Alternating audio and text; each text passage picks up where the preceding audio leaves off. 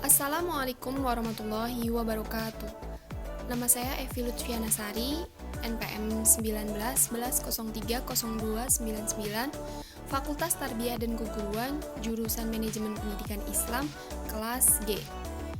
Di sini saya akan menjawab soal UTS atau ulangan tengah semester mata kuliah Psikologi Pendidikan dengan dosen pengampu Ibu Nuraini Magister Pendidikan.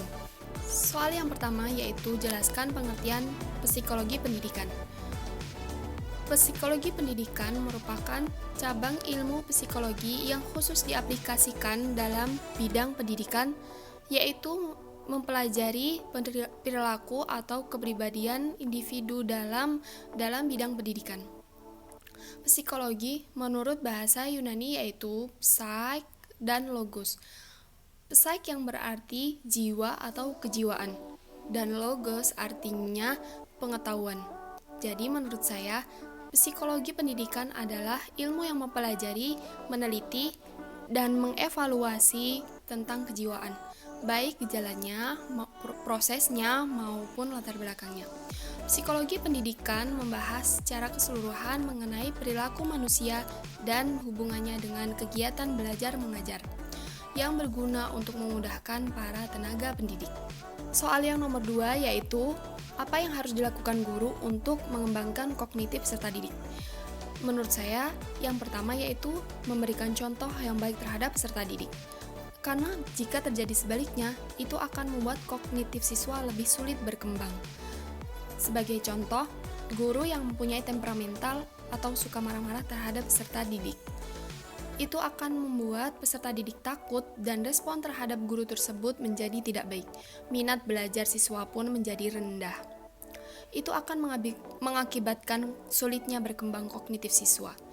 Guru juga harus kreatif dalam merancang strategi, metode, model, serta media pembelajaran.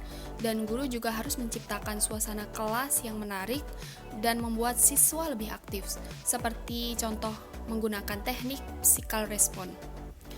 Jadi menurut saya, hal yang pertama harus diperhatikan yaitu respon peserta didik terhadap guru tersebut. Jika respon peserta didik terhadap guru tersebut kurang baik, metode terbaik pun akan kurang maksimal bekerja. Soal yang nomor 3 yaitu sebagai seorang pendidik, mengapa psikologi pendidikan sangat penting dalam dunia pendidikan? Menurut saya, karena dengan mempelajari psikologi pendidikan, guru akan lebih memahami keadaan siswanya. Dan dengan psikologi, guru juga akan lebih memahami karakteristik peserta didik, sehingga akan lebih mudah untuk mengetahui strategi pembelajaran, media pembelajaran, dan model pembelajaran seperti apa yang akan digunakan. Dengan begitu, akan tercipta suasana kelas yang lebih kondusif. Soal yang nomor 4 yaitu apa yang dimaksud dengan kepribadian ekstrovert dan introvert? Menurut Paul Henry, kepribadian ekstrovert yaitu orang yang mengarahkan kepribadian keluar dari dirinya sehingga segala sikap dan keputusan yang diambilnya adalah berdasarkan pengalaman orang lain atau cerita dari orang lain yang pernah mengalami situasi tersebut. Mereka cenderung ramah, terbuka, aktif, dan suka bergaul. Sedangkan kepribadian introvert yaitu orang yang menarik diri dari lingkungan sosialnya. Sikap dan keputusan yang dia ambil untuk melakukan sesuatu biasanya berdasarkan pada perasaan, pemikiran, dan pengalamannya sendiri. Mereka biasanya pendiam dan suka menyendiri, merasa tidak butuh orang lain karena mereka merasa kebutuhannya bisa dipenuhi sendiri. Seorang introvert biasanya dia seorang pengamat yang jeli dan andal.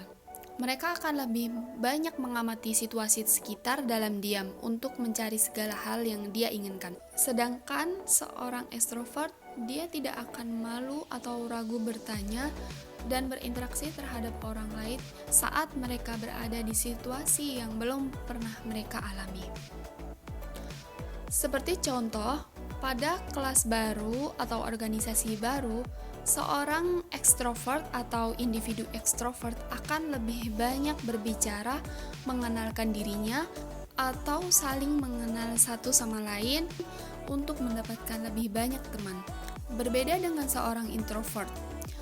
Seorang introvert akan lebih banyak diam dan berbicara pada sedikit orang, seperti orang yang sudah dikenalinya atau orang yang mengajaknya bicara terlebih dahulu. Soal yang kelima yaitu, apa saja faktor yang mempengaruhi kematangan pada peserta didik? Yang pertama yaitu faktor usia.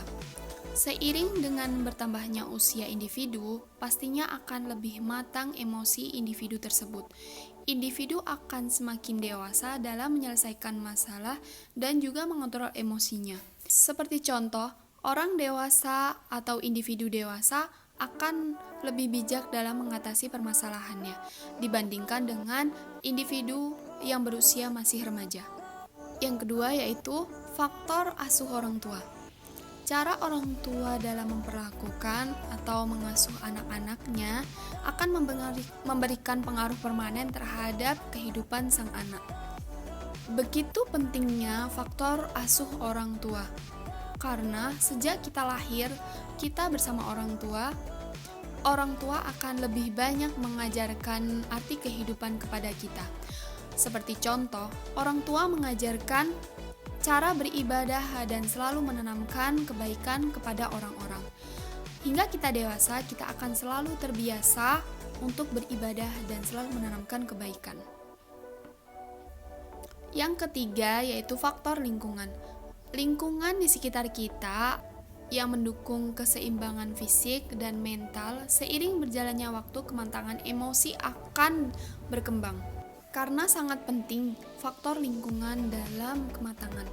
Lingkungan yang baik akan mengembangkan kematangan individu dengan baik.